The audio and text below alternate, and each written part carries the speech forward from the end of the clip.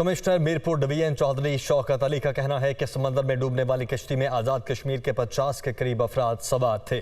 पंजाब के मुख्तलिफ शहरों में इंसानी स्मगलिंग में मुलव्वस एजेंट मौजूद हैं। दुनिया न्यूज़ के reporter Sajjad Chaudhry commissioner Mirpur division के साथ मौजूद हैं। Sajjad, over to you. जी बिल्कुल, यूनान कश्ती हादसा में आज़ाद कश्मीर के नौजवानों की बड़ी तादाद इस कश्ती में मौजूद थी। इस वक्त मेरे साथ कमिश्नर मीरपुर डिवीज़न चौधरी शौकत अली मौजूद हैं। जो सब क्या सूरत हाल है वहाँ पे और अब तक की क्या इतलात हैं आपके पास? अब तक की जो इतलात है उसमें तकरीबन 4 लोग ज़िंदा बचे हैं, जिनका तल्लक तहसील खुईरट्टा डिस्ट्रिक्ट कोटली से है।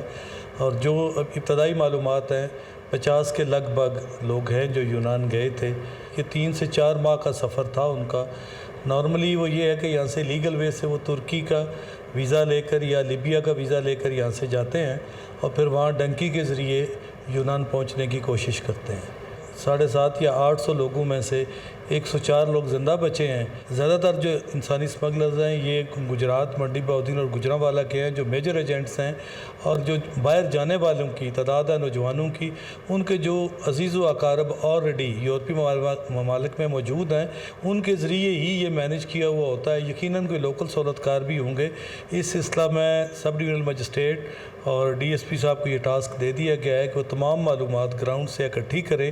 जी बिल्कुल, कमिश्नर मीरपुर चौधरी शौकत अली इनके मुताबिक कश्ती में 50 के करीब आज़ाद कश्मीर के नौजवान सवार थे। कोटली में सोग भी मनाया जा रहा है और वहाँ पर जो फैमिली फेस्टिवल था, 3 रोज़ा फेस्टिवल, उसको भी मनसूख कर दिया गया है। जी, हैदराबाद में समुद्री तूफान के असरात बदस्तूर मौजूद, मतला अबर आलूद है। शहर और गिरदोनवाह में तेज़ बारिश की पेश गोई की गई है। ताज़ा तरीन सूरत हाल जानते हैं अपने नुमाइंदे अल्ताफ कोटी से।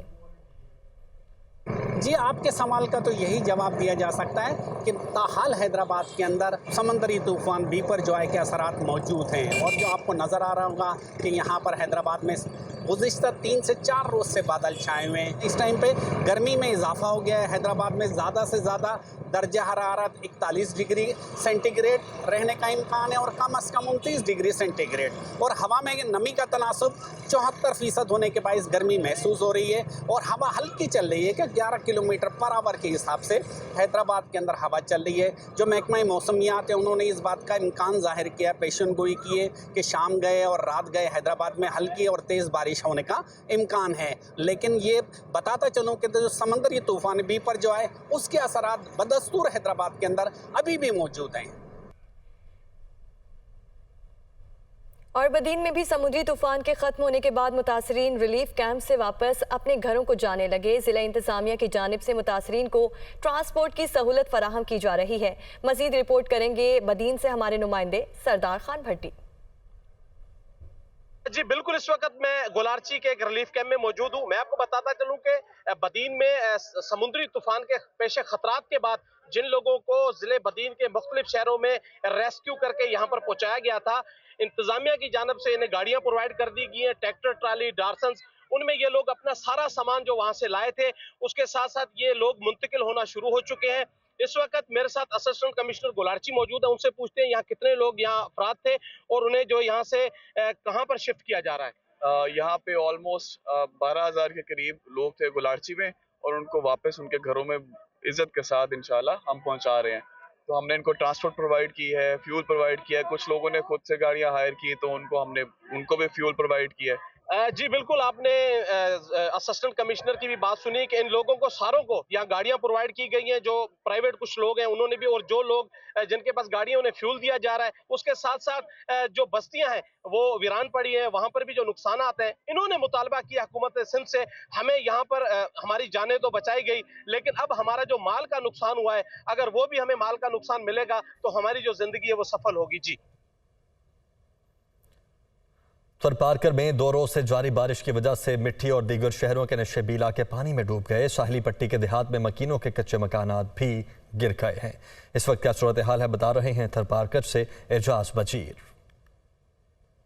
जी बिल्कुल, समुद्री तूफान के हवाले से गुज़िश्ता 2 रोज़ से जो बारिश जारी थी, वो बारिश हल्की कभी तेज़ बारिश का सिलसिला जो है वो जारी है। उसके अलावा मैं बताऊंगा थरपारकर ज़िले के हेडक्वार्टर वाले शहर मिट्टी की सरान कॉलोनी, उसके अलावा डिप्लो तहसील की तहसील अस्पताल, दीगर इलाके जो हैं नशेबे इलाके थे वो ज़ेर आब आ गए। थरपारकर जिले की साहिली पट्टी जो थी उसके कई कच्चे मकानात जो हैं वो गिर गए हैं। उसके अलावा सैकड़ों की तादाद में माल मवेशी जो है उनकी मर गई है, लेकिन अभी तक लोग जो हैं वहाँ परेशान हैं। उनके पास ज़िले इंतज़ामिया थरपारकर की जानब से दावा तो की जा रही है कि रिलीफ कैंपें कायम कर दी गई है। उसके अलावा 1122 की रेस्क्यू तभी इमदाद देने के लिए एम्बुलेंस जो है वो वहाँ भेजी गई है, लेकिन अभी तक लोगों की यहाँ जो शिकायत आ रही है हमारे पास वो बता रहे हैं कि अभी तक कोई ज़िले इंतज़ामिया का बंदा हमारे पास पहुँचा नहीं है। वो लोग परेशान हाल वहाँ मौजूद हैं। जी,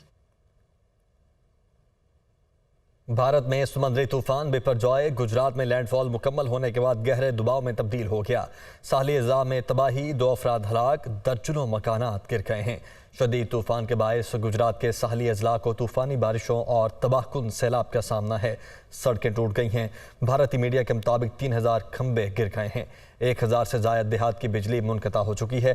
तकरीबन 30 किलोमीटर शिमाल मशरिक में मुंतकिली के बाद तूफान गहरे दबाव में तब्दील हुआ है।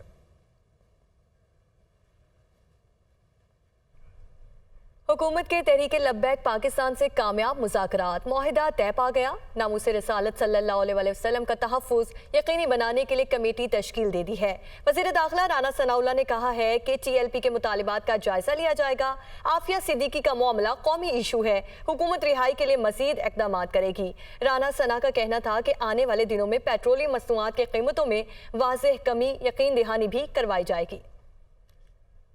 कुछ मेजर्स तय किए हैं कि किस तरह से हम तहफ़्फ़ुज़ नामूस रसालत सल्लल्लाहु अलैहि वसल्लम को मुमकिन बना सकते हैं। तो इसके ऊपर काफ़ी हमने जो है वो गौर व ख़ौज़ किया है और उसके बाद हम इत्तफ़ाक़ राय से एक तरीक़ाकार के ऊपर पहुँचे हैं और उसमें हमने एक कमेटी जो है उसकी भी तश्कील दी है, जिसमें हुकूमती लॉ इन्फोर्सिंग एजेंसीज़ के लोग भी होंगे और TLP के ज़ोमा भी होंगे और तहफ़्फ़ुज़ नामूस रसालत सल्लल्लाहु अलैहि वसल्लम को जो है उसको यकीनी बनाएंगे।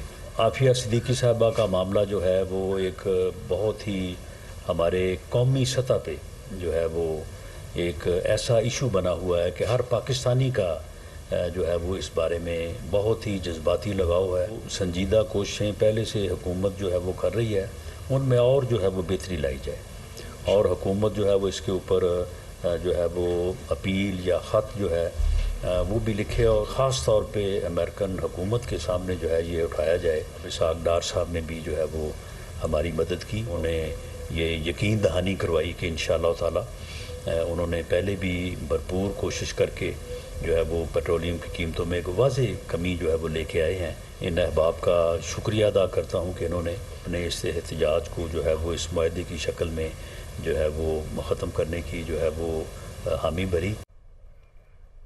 मुस्लिम लीग नून के कायद नवाज शरीफ ने लीगी रहनुमाओं की अहम बैठक लंदन में तलब कर ली। वज़ीर आज़म समेत अहम वफाकी वज़रा और दीगर रहनुमा इजलास में शरीक होंगे।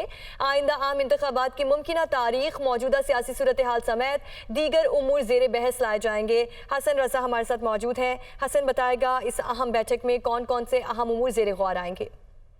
देखें, आइंदा मुल्की सियासी सूरत हाल का जायजा लेने के लिए और मुमकिन हिकमत अमली के हवाले से पाकिस्तान मुस्लिम लीग नून के कायद मियां मोहम्मद नवाज शरीफ ने लीगी रहनुमाओं की आम बैठक लंदन में तलब कर लिया और नवाज शरीफ की जेर सदारत मुस्लिम लीग नून की जो टॉप क़यादत है वो का इजलास लंदन में होगा और आइंदा इजलास में नवाज शरीफ के दफ्तर में होगा। वज़ीर आज़म शहबाज शरीफ समेत अहम वफाकी वज़रा दीगर रहनुमा लंदन इजलास में शिरकत करेंगे और ट्यूसडे को जो है वज़ीर आज़म शहबाज शरीफ लंदन रवाना होंगे और इस लंदन इजलास में आइंदा आम इंतखाबात की मुमकिन तारीख, मौजूदा सियासी सूरत हाल समेत दीगर अहम अमूर जो है वो ज़ेर बहस लाए जाएंगे। इजलास में आम इंतखाबात से कबल मुस्लिम लीग नून के कायद नवाज शरीफ की वतन वापसी बारे भी मुशावरत होगी और नवाज शरीफ की वतन वापसी का फैसला हुआ तो उससे पहले ताहयात ताहिदी खात्मे समेत दीगर कानूनी मामला का जायजा लेते हुए वापसी के शहर और इस्तकबाल की तैयारियों पर भी गौर होगा। और लंदन इजलास में आइंदा आम इंतखाबात में पंजाब समेत मुल्क भर में PDM और दीगर इत्तेहादी जमातों से मुमकिन सीट एडजस्टमेंट पर भी मुशावरत होगी और ये भी तबादला ख्याल किया आइंदा आम इंतखाबात की मुमकिन तारीख, मौजूदा सियासी सूरत हाल समेत दीगर उमूर ज़ेर बहस लाए जाएंगे। डिप्टी ब्यूरो चीफ हसन रज़ा हमारे साथ मौजूद थे, आपका शुक्रिया। अहम खबर शामिल करें। बैनुल-अक़वामी मौसमियाती तब्दीली पर ग्लोबल फाइनेंसिंग समिट रवां माह मुनक़िद होगी। फ्रांस में समिट का इनेकाद 22 और 23 जून को होगा। वज़ीर आज़म शहबाज शरीफ की समिट में शिरकत का इम्कान भी बताया जा रहा है। जावेद हुसैन हमारे साथ मौजूद हैं। जावेद, बताएगा इस मुतालिक। जी देखें, बैनुल-अक़वामी मौसमियाती तब्दीली पर ग्लोबल फाइनेंसिंग समिट जो है रवां माह मुनक़िद हो रही है और ये समिट जो है वो न्यू ग्लोबल फाइनेंसिंग पैक्ट की नाम से है और इसकी मेज़बानी फ्रांस कर रहा है। और ये समिट जो है वो 22 और 23 जून को मुनक़िद होगी, जिसमें वज़ीर आज़म शहबाज शरीफ की जानिब से भी समिट में शिरकत का इम्कान है। और इस हवाले से वज़ीर आज़म का दौरा फ्रांस को हतमी शक्ल दी जा रही है और ग्लोबल समिट के दौरान वज़ीर आज़म की फ्रांस के सदर से भी मुलाकात मुतवक्के है और वज़ीर आज़म पाकिस्तान जो है वो सैलाब और कुदरती आफात से मुतालिक फ्रेमवर्क जो है वो इस समिट में पेश करेंगे। और ज़ाहिर ये बता रहे हैं कि इसी दौरे के दौरान जो है वो वज़ीर आज़म शहबाज शरीफ की अपने कायद पार्टी के कायद मियां नवाज शरीफ से भी मुलाकात का इम्कान है। जी, वज़ीर आज़म शहबाज शरीफ की समिट में शिरकत का इम्कान बताया जा रहा है। जावेद हुसैन हमारे साथ मौजूद थे, आपका शुक्रिया। शुमाली इलाकों में गर्मी की लहर, बर्फ पिघलने का अमल तेजी से जारी है। दरिया सिंध का बहाव बढ़ गया है। इरसा ने सुबह के पानी के कोटे में इजाफा कर दिया है। ज़िशान यूसुफज़ई हमारे साथ मौजूद हैं इस्लामाबाद से। ज़िशान, क्या डिटेल्स हैं? देखिए आमिर, जैसे ही गर्मी बढ़ती जा रही है तो जो ग्लेशियर है और जो बर्फ है वो पिघलने लगी है, जिसका एक फायदा तो ये होगा कि जो हाइड्रल की पैदावार है उसमें इजाफा होगा और इरसा के मुताबिक जो सूबों के पानी का कोटा है वो भी बढ़ा दिया गया है। दरिया सिंध की अगर बात की जाए तो मजमूई बहाव 3,70,000 क्यूसिक है और तरबेला के मकाम पर पानी का बहाव 1,45,000 क्यूसिक है। अगर बात की जाए दरिया झेलम में मंगला के मकाम पर पानी की आमद तो वहाँ पर 55,000 क्यूसिक है। दरिया काबुल में अगर नौशहरा के मकाम पर बात की जाए तो इरसा के मुताबिक 64,000 क्यूसिक है। दरिया चनाब में मराला के मकाम पर पानी की आमद 42,000 क्यूसिक है और सुबह पंजाब को जो यौमिया पानी मिलता है उसमें इजाफा किया गया है। सुबह पंजाब को यौमिया 90,000 क्यूसिक पानी जो है वो फराहम किया जा रहा है। सिंध को 1,18,000 क्यूसिक पानी जो है फराहम किया जा रहा है। बलूचिस्तान को पानी की सप्लाई 12,000 और केपी को 2,004 क्यूसिक जो है। ठीक है, बहुत शुक्रिया ज़िशान यूसुफज़ई आपका।